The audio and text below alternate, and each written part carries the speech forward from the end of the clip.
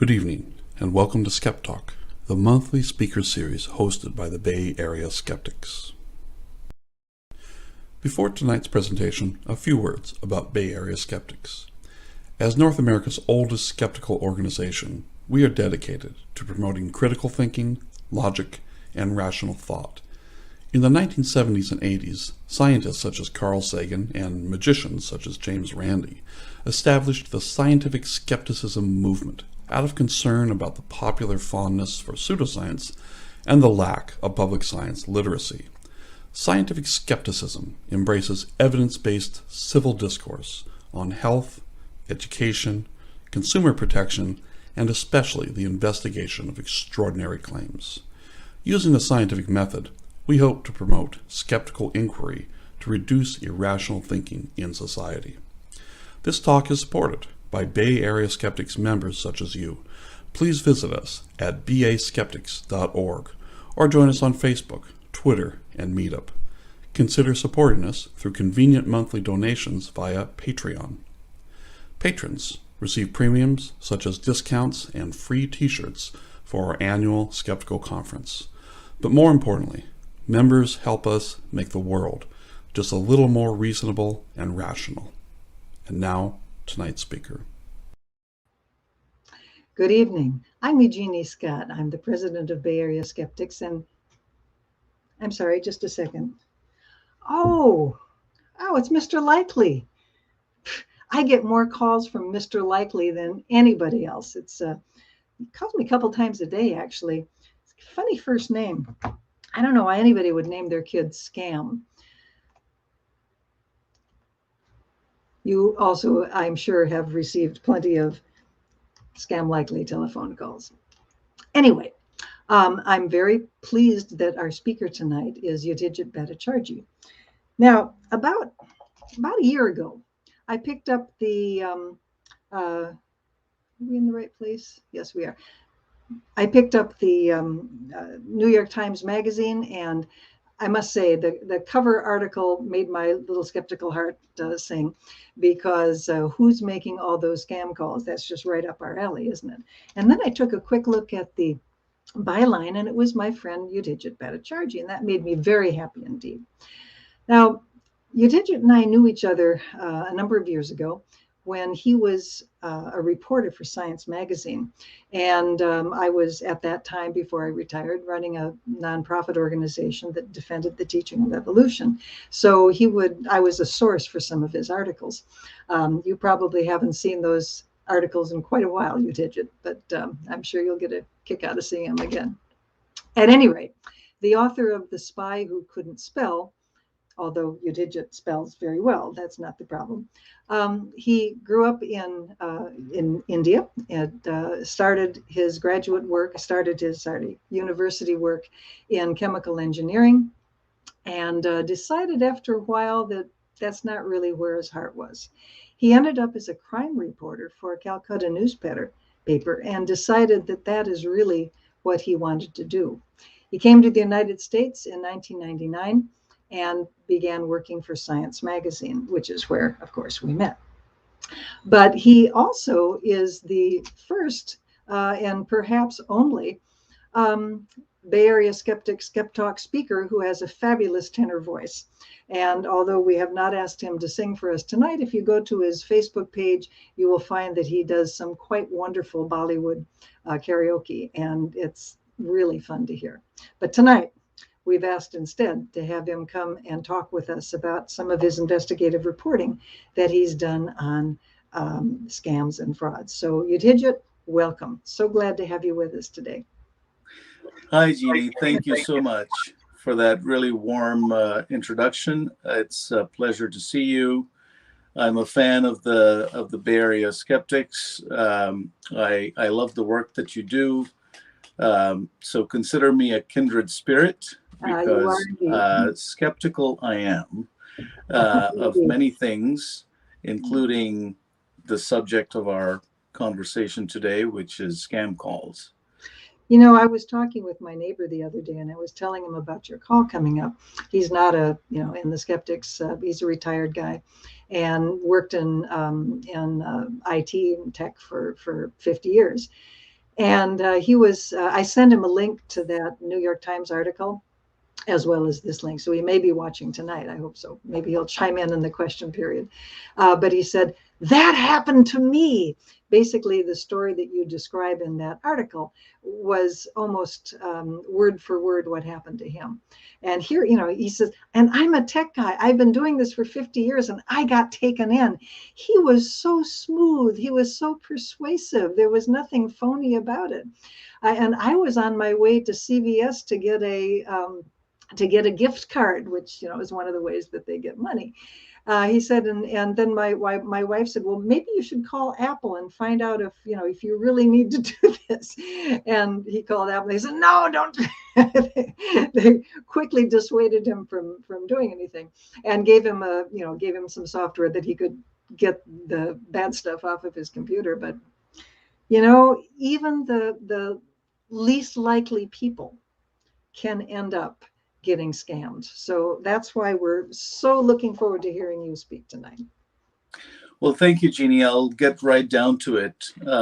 As you said, I'll mostly be discussing the reporting that I did for the story that you brought up, who's making all those scam calls, which I wrote for the New York Times Magazine about 2 years ago, maybe. No, about a year ago, sorry. It just, COVID has totally messed with our ability to tell time. So my name is Yudhijit Bhattacharjee. Jeannie, thanks again for the introduction. I've known Jeannie since my time at Science, where I covered, among other things, fights over the teaching of evolution. And I found actually over the years, with my fascination with cons and frauds and delusions, and the acceptance of blatant lies by vast segments of the population, that there's a running theme here between the things that I used to discuss with Jeannie about these controversies regarding the teaching of evolution and the subject at hand today. I've been interested in frauds and scams and cons since the beginning of my journalism career. As Jeannie said, I started out as a crime reporter in Kolkata back in the mid-90s. And I was just drawn to these stories of fraudsters, people lying, telling fantastical lies or small lies. So deception has sort of been one of my areas of interest. And I'm interested as much in how the bad guys are able to get away with these lies as I am in why we fall for their lies.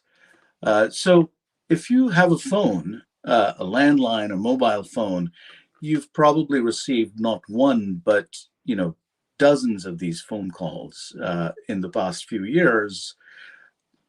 Calls offering you low interest rates on your credit card debt, warning you that you might be arrested because you haven't paid your taxes, offering you tech support, offering you a refund because you paid too much for your utility bills. There's dozens of variants of calls, and I'm sure you've received many different types of these calls.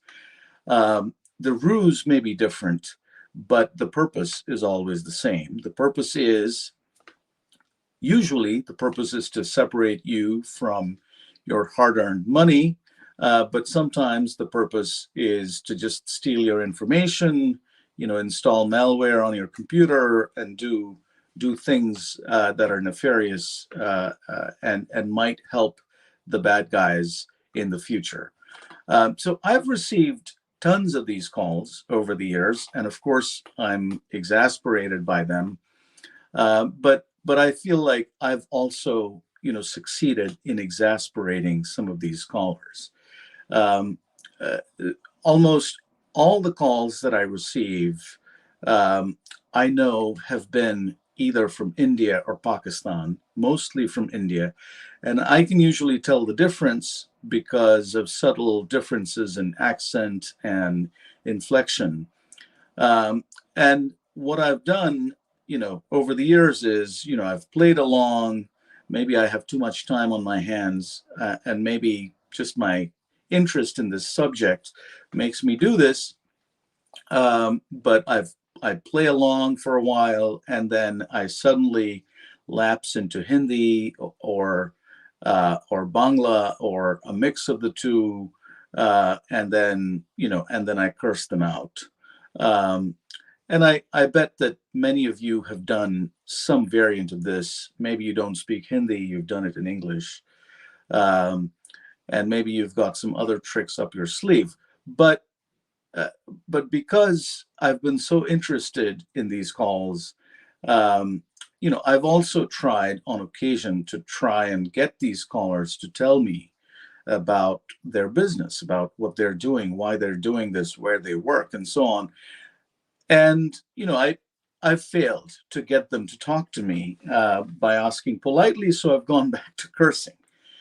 But then about 2 years ago, I discovered a man who goes by the name Jim Browning, who spent the past few years uncovering the identity of call centers, mostly in India, where these calls originate from, and also uncovering the identity of scammers who work at these call centers. And Jim Browning is kind of a familiar name to people who follow this area because he has a very popular YouTube channel where he's posted videos in which he kind of talks about how he managed to hack into the systems, into the computers of the scammers, and then collect all this information that ultimately leads him to identify who these scammers are, or even locate the addresses of the call centers where these calls are coming from. Jim isn't his real name, and he has good reason to hide his identity because, he's spoiled the game for some very wealthy criminals. So when I heard about Jim, I reached out to him and we started talking, and I thought, well, maybe I could, since my efforts to interview scammers on the phone when they were calling me had failed, maybe I could take Jim's help in tracking down some scammers and going down to meet them. Let me tell you just very briefly how Jim does his work. He allows the scammers to access his computer, usually when they call him trying to scam him. And Jim Browning lives in the UK. So he gets tons of these calls, just like Americans do. And then he baits them. He kind of plays along until they've gotten access into his computer, except, he has like a virtual computer where all of his own data is protected. So he has basically a facade that they tap into. And as soon as they tap into his computer, he's able to establish a reverse connection and infect their device with a Trojan or with malware of his own that allows him to maintain access to their devices for as long as he goes undetected. And this is the way that he's done his work over the years. There's lots of intricacies to this, and Jim is, of course, an expert at this. But this is how he does his work. So I took Jim's help. I asked him if he could let me in on some of these identities and help me track down some of this activity. And very quickly, I learned that a lot of the scam calls that Jim was monitoring and identifying and tracing originated in Kolkata. Now, that interested me even more because, like I told you, I had started my journalism career as a crime reporter for an English language newspaper in Kolkata in the 1990s. So I wanted to go to Kolkata and meet some of these scammers. I asked Jim for help.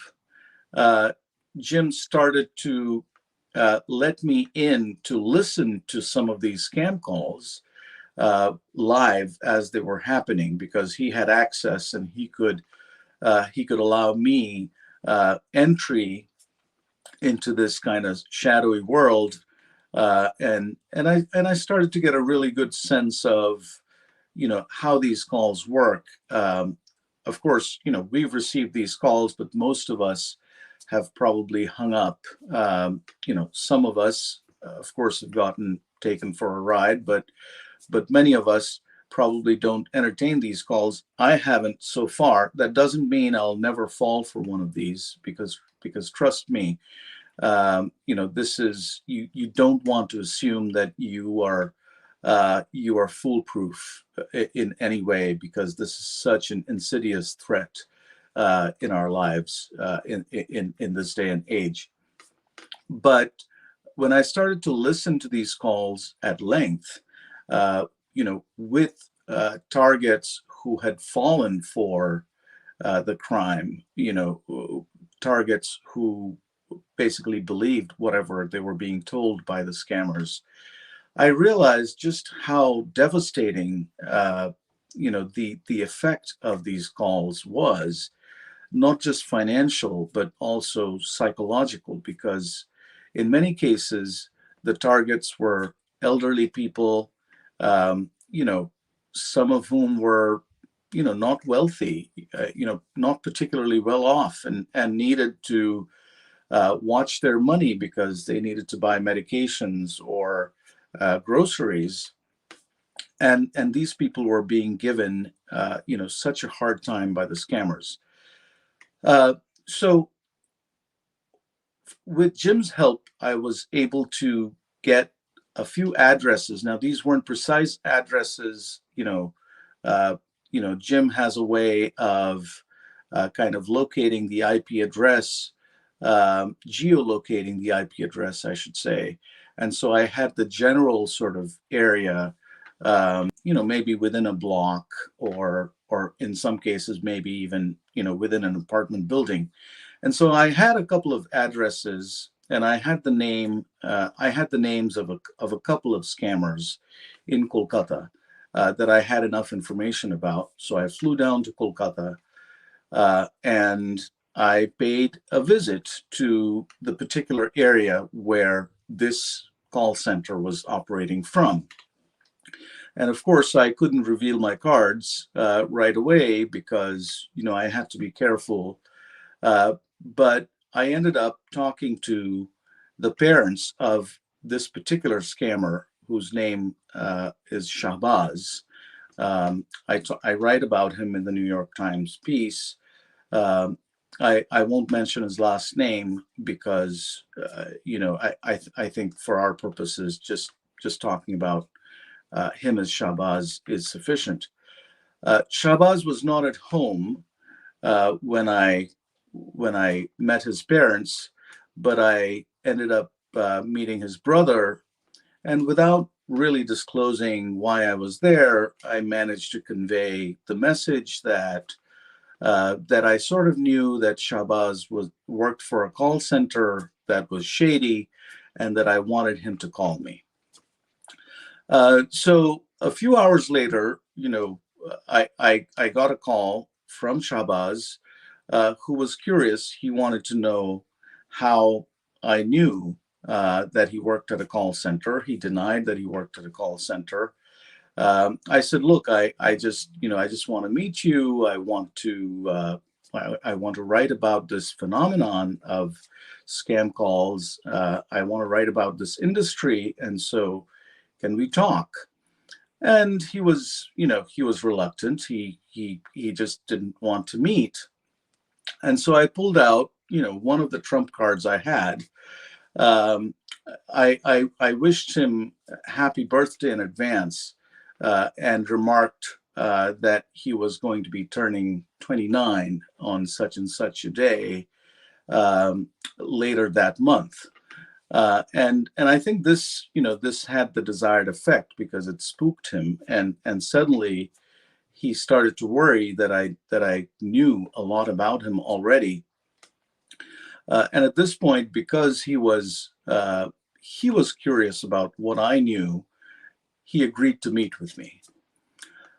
So we ended up meeting at the restaurant of a luxury hotel, the Taj Bengal, which is a really nice hotel in Kolkata.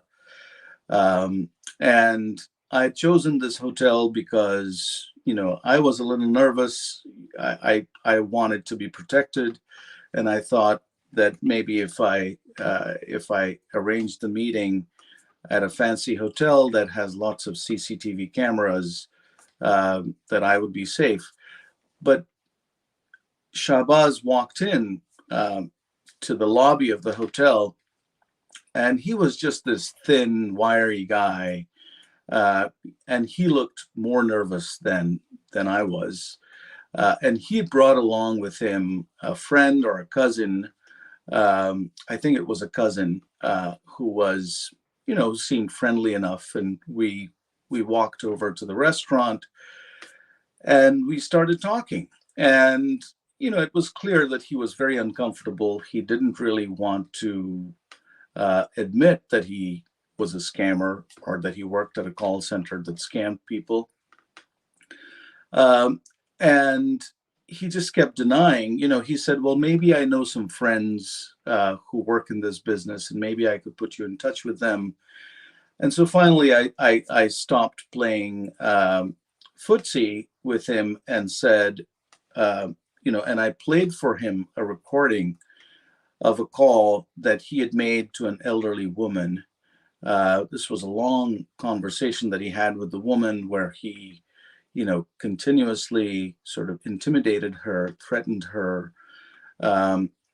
And I started playing this recording for him. And this was actually a video recording that Jim Browning had been able to make using Shahbaz's computer's camera. And so I said, what do you have to say in your defense? That's your voice, isn't it? And so his face just fell, and he started to mumble, and his voice fell, his whole body language changed. And I won't deny that I felt a little bit of delight because after having received these calls for years, I certainly didn't feel much sympathy for him in that moment. And I won't deny that having this information and being able to corner him like this, gave me a good feeling in that moment. But when he was mumbling, I joked with him, and I said, well, I want you to use, this kind of bold voice that, you sound so good here. And I played the recording again. And I said, why don't you speak up? And of course, that intimidated him a little bit more. But eventually he relaxed, and he started to tell me how he had gotten into this business, that he had dropped out of college. He wasn't from a particularly wealthy family, but he was from a middle-class family. After his dad lost his job, he decided to go into this business. It wasn't clear if he knew at the outset what he was getting into, but certainly, after having worked for a few weeks at the first call center where he worked, he knew what he was doing. And then he said that, he said that he was definitely, give me 1 second. He said that the call center where he worked was a relatively small one with no more than 6 to 8 people. It was also clear that he was kind of a small fish, that he wasn't kind of the boss of this call center. It was clear that even though he had a lot of experience in making these calls, there were several other aspects of the business that were actually more important than just his job of making the calls. But slowly from this conversation, I started to understand stuff that Jim Browning had kind of told me, because he had been looking into this for years, that there was this real large ecosystem that makes up this scamming call industry. There are lead generators, people who will kind of collect names and ages and phone numbers. So these are the targets that scammers can then call. But it is somebody's job. Somebody specializes, not just one person, but a whole set of people who do nothing but collect leads and then sell those leads to call centers that do scamming. There's there are specialists, networks of people who move money, who move the stolen money from overseas victims into India's economic system, using a variety of techniques, which actually still remain somewhat hazy, and I don't get into that, in this particular piece. It also was clear to me that there were several call centers in his neighborhood that were kind of small, but many of these call centers were controlled by the same set of people. And I also learned that, these smaller call centers were just one category of call centers. There were much larger call centers in other parts of Kolkata. Some of these larger call centers were, they were disguised, or they were a part of legitimate call center operations. So they were able to hide their scamming activity inside of, legit organizations. I also learned that that there were politicians who were protecting these people. So let's just talk about Shahbaz and his call center. After the article was published, I started to get a lot of information from people that knew Shahbaz and his network, that knew the people who were protecting Shahbaz's call center and call centers like it in the neighborhood. I was just stunned to learn that the political patronage for that set of call centers extended all the way into the highest levels of the West Bengal state government. I won't take any names because it's really hard to back this up with evidence, and it would jeopardize some of the sources that provided me with some of this information. But I saw one photograph of somebody, a mid-ranking sort of politician, a young political figure in that neighborhood, who's responsible for protecting and running some of these centers. And I saw a photograph of this guy with a brand new Aston Martin, and that's a really expensive car. It's not often that you see an Aston Martin on the streets of Kolkata. Not that people don't have nice cars there, but this was really an exception. And this particular individual, certainly, to my knowledge, didn't have the means or any legitimate sources of income to be able to afford that kind of car. So it was just stunning to to see what a successful enterprise this was. And we're talking just about Kolkata here, but Kolkata is obviously just one of several cities across India that has this kind of an industry that is thriving. So, I could go on, but I think that perhaps it would be a better use of our time to just take some questions and just have an informal discussion about this phenomenon, about why we fall for these these scams, what we can do to protect ourselves, what governments need to do in the United States, in India, in Pakistan too, increasingly, which I've been getting a lot of calls from Pakistan lately. So clearly, this is a huge problem that is taking up our time. It's costing Americans billions of dollars. It's increasingly costing Indians a lot of money too, because Indians are a target of these kinds of scams too, increasingly. So with that, I'll close my my little presentation. Okay. Well, I'm sure that Jay will be getting us some questions in a moment, but let me just tell you another anecdote.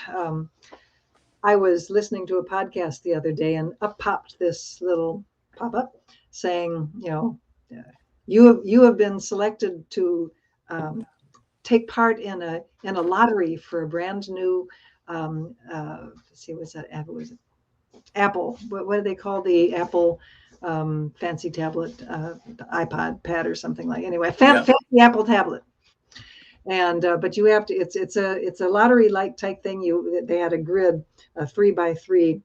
There were little packages with bows on the top, and they would sort of flash, and you would click on one. It says, "Nope, sorry, not this. You get 2 more chances." I clicked on another one, and I was a winner. It was so exciting. And then I thought, okay, let's just see where this goes. And so I followed on through. And the next screen was, this is, give us your credit card number just to cover the postage. I'm thinking, okay, this is a $900 piece of electronic hardware. You don't think they could afford to spring for $5 for the postage? And so I obviously didn't give them my credit card number. Yes. And I don't think that came from India, but your point is well taken. There's just so many scamming opportunities out there in so many different formats.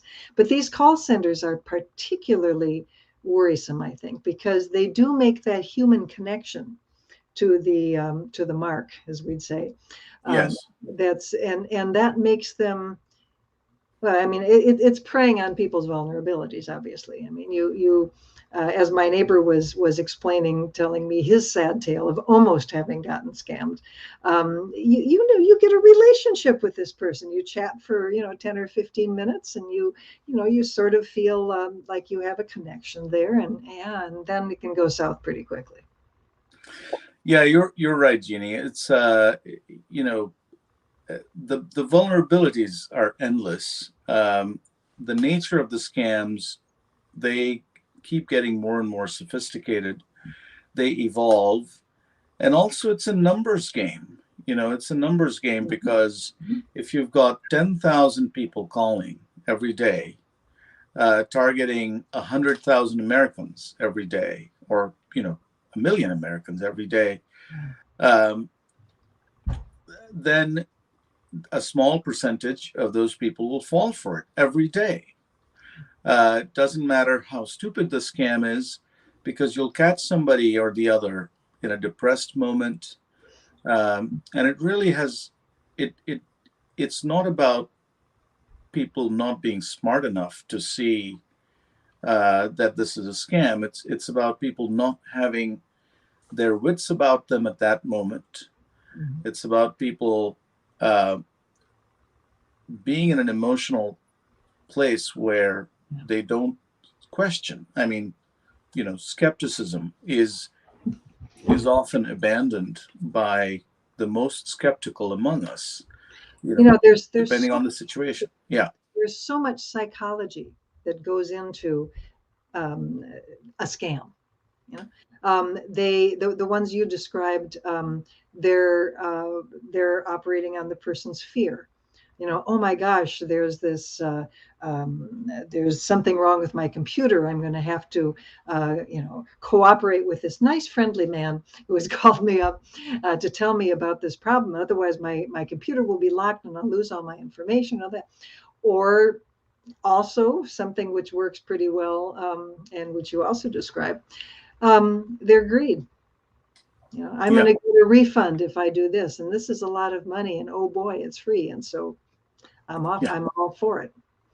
So those are very basic human emotions, which, there's one of the things that we've learned in looking at science denialism, or we're all sort of up to our nostrils in political denialism these days, with people not being able to recognize what others can recognize as factual information, which we can go round and round on for other purposes. But, we've learned that just giving people more facts is not necessarily going to solve the problem if there are strong emotions or ideologies involved. So if you are afraid, or if you're greedy, or if you're scared, you are likely to be not paying as much attention to the, maybe the factual pieces that should be setting off your skeptical alarm buttons. And that's why these people make so much money. You're absolutely right. You mentioned one of the topics that we might discuss, and if nobody brings it up, I will. What can you do about these sorts of things? I mean, is there anything that can be done other than just individually being, trying to overcome these emotional barriers that stand between us and looking critically at some of these offers? You mentioned that there's political corruption involved in India. Yes. I mean, I think that, increasingly I'm finding that on my phone, when I get these calls, I often get the label potential spam or potential scam, or, something like that. That's Mr. Likely. Yes, I know. When you started with that, I knew what you were driving at. And I think that increasingly people are starting to not take any phone calls unless it comes from somebody they know. But, I can bet that there will be a workaround that too, that they'll figure out a way to spoof, your contacts and start to call you, from your contacts. I mean, they do that over email, where you get an email from a friend who's stranded in Sierra Leone and needs help immediately because they're in an accident. So I think ultimately there's nothing we can do other than fortifying ourselves as individuals and as a society. And we need this increasingly, not just with regard to scam calls, but we know that we need it for making good political choices, for, making good health choices, across the board. I mean, these are people who are out to scam you directly, so they're sort of an extreme example of a phenomenon that exists all around us in other spheres as well. Mm-hmm. So I guess it's caveat emptor. There probably isn't possibly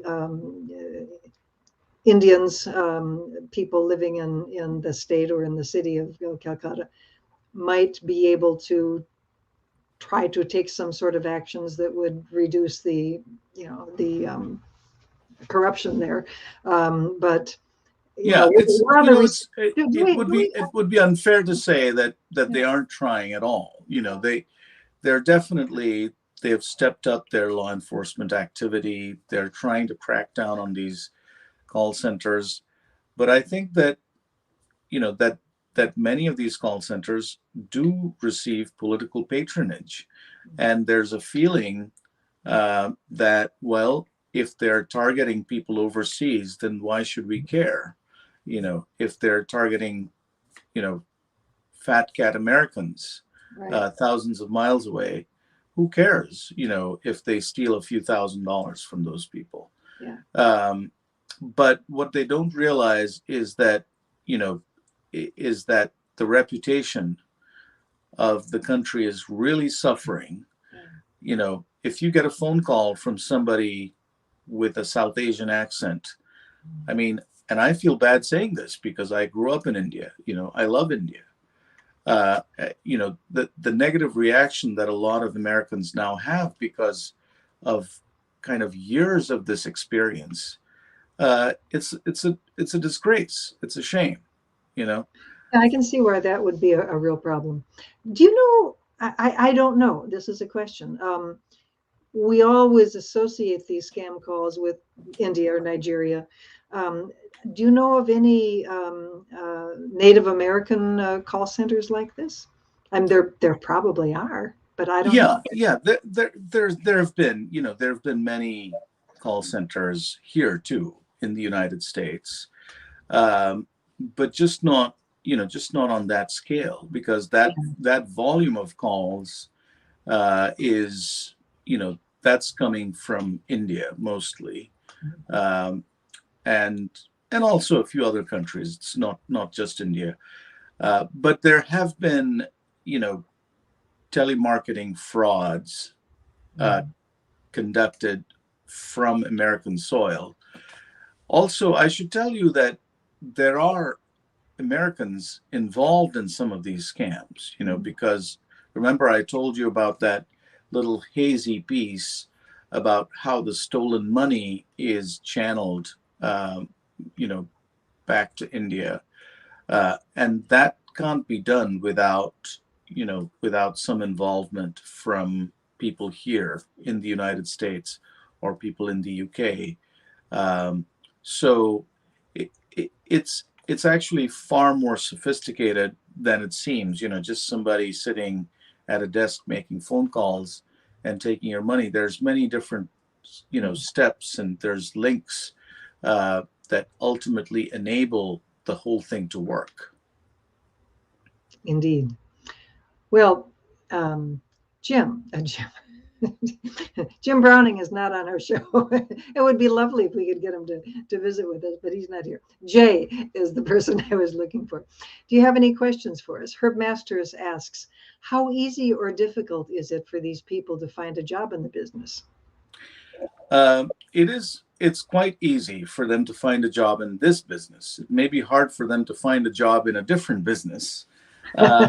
But actually, that's a great question, because one of the things that intrigued me about this whole phenomenon was, I could imagine just, dozens and dozens of young men and women, like arriving in these offices, in the evening, when America's waking up. They start work at like 10 o'clock, 11 o'clock at night. India time, and then they work for 3 hours, and they take a lunch break. They celebrate birthday parties in the office. They get time off. They get merit raises. I mean, it boggles the mind that there's a whole enterprise which is completely criminal, and yet has this kind of appearance of being a normalized proper, it's normalized, exactly, that's the word. And it's so the short answer is that because this is such a large industry, and because there are so many young people in India struggling to find jobs, and many of them don't have a really solid technical education. They might have an engineering degree, but maybe from not such a great engineering school. They're unlikely to find a job programming.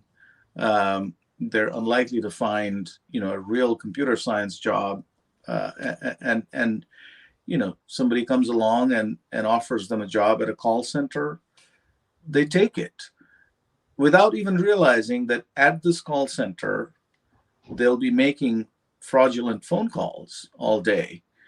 They might not even know that for the first few days. They might be completely disoriented, and then slowly it sinks in. But by then, everyone at their home is like happy, celebrating that they got their first job. And so there's a lot of pressure on them to continue. How are salaries in the business? Well, the salaries are low. I mean, I think the salaries range from anywhere, I don't know, from like $300, $500 a month to, to thousands of dollars, because there are some people who make money, in addition to their salary, they make a cut. They make a little bit of the proceeds. Exactly. Exactly. So, but the salaries, while not great, are still, reasonable enough that for a young person who's 21, 22, 18, with no other prospects, this is not such bad job to have for a few years while they find their feet. And so when you have such a large supply of willing candidates who can be manipulated into doing this, and when you have no fear of the law, because of all the factors that we discussed, because of the volume of calls, because police is burdened with many other types of investigations, this is not a high priority for them. Well, as you pointed out, the victims of these crimes aren't local, so they're not going to be complaining to your police department. I think we're getting another question, right? Jeannie, you want to read that? Says, Mr. Bhattacharjee, can you speak about whether call center owners are vulnerable to shame from their families? Do they pretend to be in legit businesses to seem respectable? That's a great question, and I don't think I have a very good answer to that, but I do know that often some of the people working at these call centers are coming from families where nobody's asking them, what exactly do you do? What kinds of calls do you make? Because there's tons of call centers, right? There are tons of call centers, and just working at a call center as customer support, customer service, that's like a standard thing. Like, all you have to say is, I work at a call center, and nobody's going to ask you what exactly you do there. And like I said, there's, tens of thousands of Indians who do legitimate work at call centers. That's how this whole industry began. But I do know, I describe in my New York Times Magazine article a young man named Ani who found himself sucked into one of these jobs, and within a week decided that he was going to quit. And he decided not to go back to work, and there was a lot of pressure from his family to go back to work. Why did you quit this job? And he said, well, one day I'll get arrested for doing this work. And his family apparently still was quite upset that he had quit this job. They were like, what do you care? Why don't you just go do the work? It's just work, or something like that. So I do think that there's probably, no one broad answer to that question, that it's a different response based on the families. But for most families of young kids working at these call centers, I don't think they really know, and I don't think that they would care if they knew. Jay has a question for you. What about victim shaming? Who falls for these scams? Well, that's really a sensitive subject, because I can't tell you the number of people that I have met who have refused to talk about how they fell for a scam like this, because it's so embarrassing to admit. Sure. And it's it's because there's still a huge stigma to admitting that you got taken by a phone call when in hindsight it seems obvious that it was a scam. And that's because, the perception is that this is a decision that you're making with your intelligence, that you're logically thinking through and then making a decision as to whether to engage with this or not. Think about the grandma scam, which is a different type of scam where you get a phone call, grandma gets a phone call, or granddad gets a phone call saying, "Oh my God, your grandchild has been in an accident. They were driving while drunk, and now they're at the sheriff's office, and you're going to need to hire an attorney immediately, and you need to send money for that." Just imagine somebody who's 76, 85, name your age, alone at home, maybe hasn't talked to their grandchild in like 6 months, hasn't seen their grandchild in 2 years, gets this call, they're going to have an emotional response to it. Of course. You can't tell that person later on, well, oh, wasn't that dumb? You should have called, you should have first tried to contact your grandchild to see if they're okay or not. That's really that kind of cognitive functioning, I think, ceases. It's hard. Yeah. Under those circumstances. The emotions are absolutely legitimate, defendable, and Right. normal and human. But it is necessary, though, for people to have their guards up. Herb comes back. Is there much difference between phone or email scams? Well, I think that phone scams,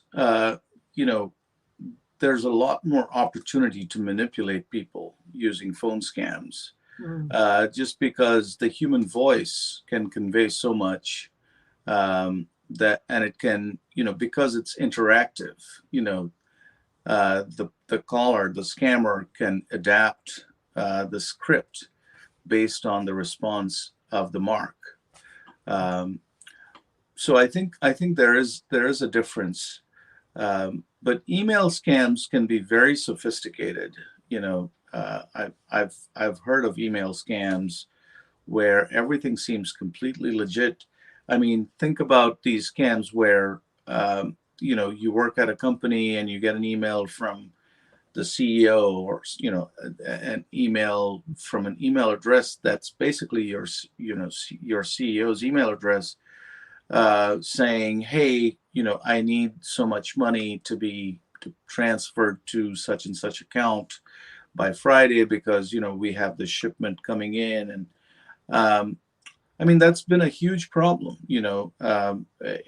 just because it's just impossible unless you're constantly watching your back. And how can you possibly live like that? You can't function normally if you're always like, is it really, if I tell you, my name is Yudhijit Bhattacharjee, and your response is like, really? Oh yeah. Tell me about it. I'm going to be like, what are you saying? Because we're really entering an era where,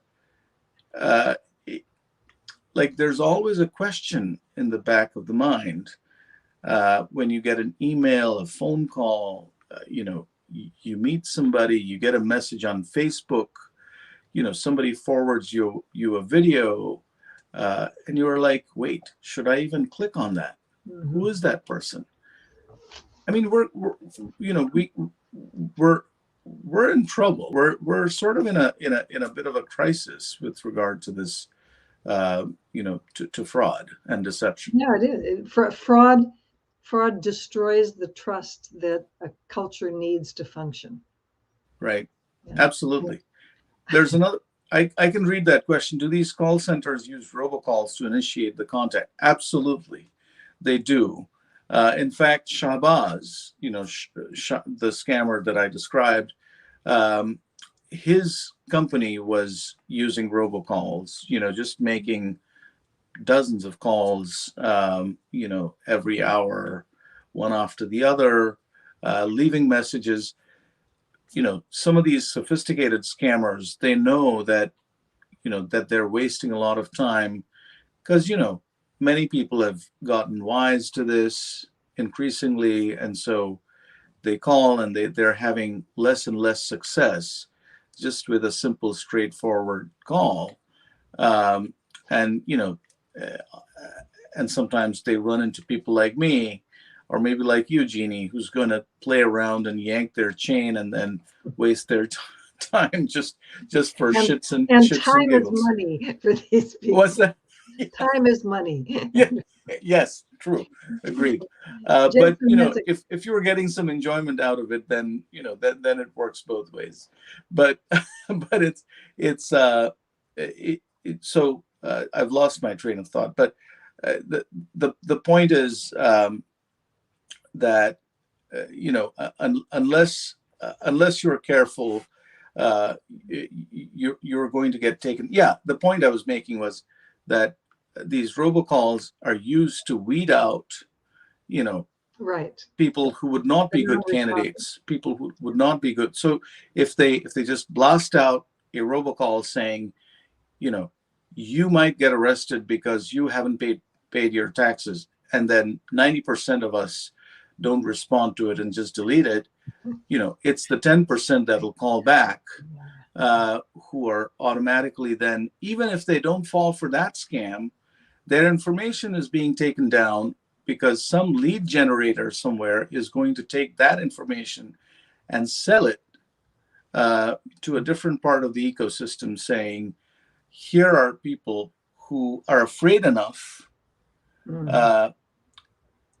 somehow to, so it's like a self-selected sample, kind of. Sure. Jason's got a question too. How are these scammers able to rotate their calls from so many local phone numbers? A good portion of my scam calls are from my area code, even a few from the same area code and prefix. That's sophisticated. Yeah, so this is voice over IP technology. It's one of the great things about the internet, about the era we live in, is that you can use the internet to make phone calls. Like we use WhatsApp, Skype to make calls. If you've got a Wi-Fi connection, and if the person at the other end also has a Wi-Fi connection or not, you can make phone calls just using your computer. So that's what these people are doing, and you can spoof those calls. It's fairly simple to spoof numbers, from the same area, even to spoof like 1-800 numbers or numbers for government agencies. It's a pretty standard trick. Tom Ant wants to know, is this a phenomenon unique to the US, or do other countries experience the same issues with spam calls? It's not unique to the US. We're not special. No. This is not American exceptionalism. This is fairly common across the developed world, I would say. They tend to be the target countries just because they are wealthier. So it's the United States, the UK. I know Jim Browning has told me about, scam call centers in Algeria targeting France. Certainly Germany faces the problem. Australia faces the problem too. In fact, there are call centers, that work in shifts where, depending on the time of day, they're targeting Australians, and then people in the UK, and then people in Canada and the United States. They stay busy. You know what this is, Yudhijit? This is the revenge of colonialism. Yeah. You know, All some these it's places like India and Pakistan who speak English, they're going to target places like the U.S. The yes, yes. No, it's and don't give them ideas. Not that you need to, but certainly some of the moral justification for this behavior does come from that line of thinking. yeah. Well, the German colonies, I'm sure, are going after the Germans. Jay says, not understanding the political system in India or Pakistan, how hard is it to clean up the government corruption of these call centers? And is this happening? You addressed this a little bit. Well, that's yeah. So great question. Look, I do think India, different cities have a different response because the police force is different. There are different, not everything is just kind of controlled from up on high. And so there are certainly lots of, police officers, other law enforcement agencies that are trying to clean this up. But I think in the end, yes, there is definitely political patronage in some states of India. There's more political patronage than in others. And, there's certain cities where there's even more. I think Kolkata has certainly emerged as a big hub of this type of activity in recent years. So perhaps there are some political reasons for that. Perhaps there's unemployment issues that are at the root of it there. But all across the country, you see this activity in all major cities. I I do think that it's hard to clean it up because it's never going to be a high priority. You know, it's Yeah. it's Yeah. it's not something that is really plaguing the people of India. Even though, like I said, increasingly people in India are also being targeted by scammers from within India. So it's not like they're immune, but it hasn't risen to that level where the government says we must stop this. The one way to stop it would be for American businesses, that outsource their customer support, etc., to really start putting pressure on the Indian government, saying, look, we're going to move our, call center operations, our customer support operations elsewhere if you don't do something about this. And I do think that would have an impact. Herb wants to know, can these jobs provide bridges to jobs in legitimate call centers? Whenever I end up calling a call center, I always try to engage them a bit to see where on the planet they are.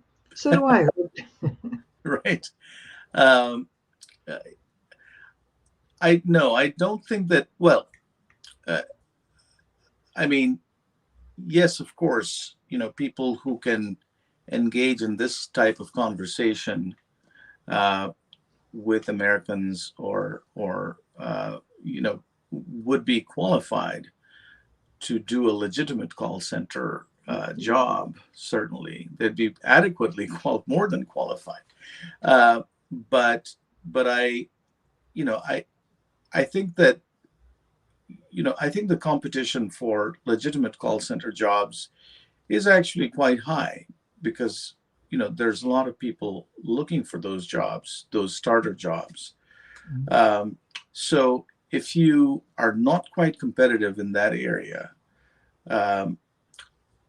and somebody offers you an illegitimate call center job, then you're probably going to take it. Yep. Okay, the last question is from William Brenton. Did you know that there is a romantic comedy movie about an Indian girl who trains these callers and is pursued by an American victim who falls in love with her during their phone conversations? I think I may have heard about this. It sounds like a great movie.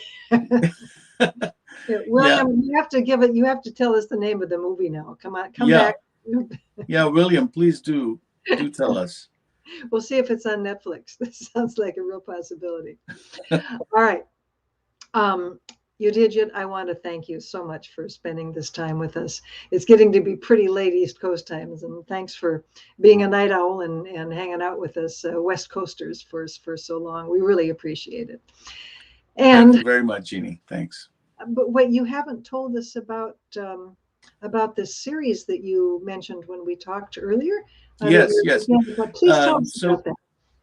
I'm working on a podcast. It's going to be an 8 or 9 part podcast about an investigation into these call centers.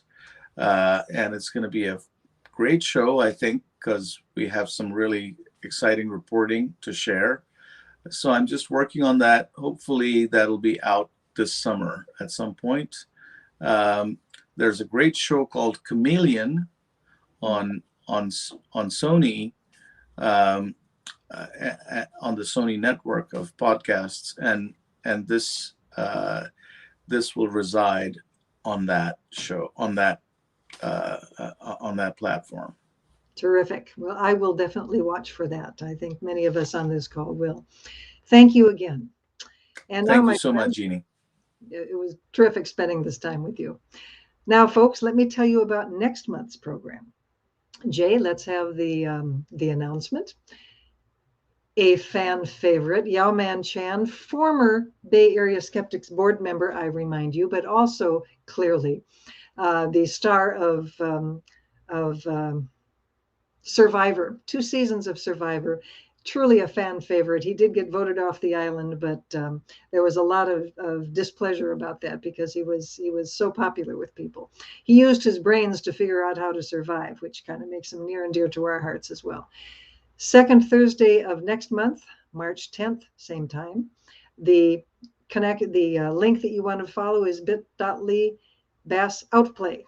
That's all you need to remember. If you want to go there, you can read his abstract and a little bit of a bio sketch of him. Join us next month for Yao Man Chan on the Bay Area Skeptics SkepTalks. And thanks for coming tonight. Good night.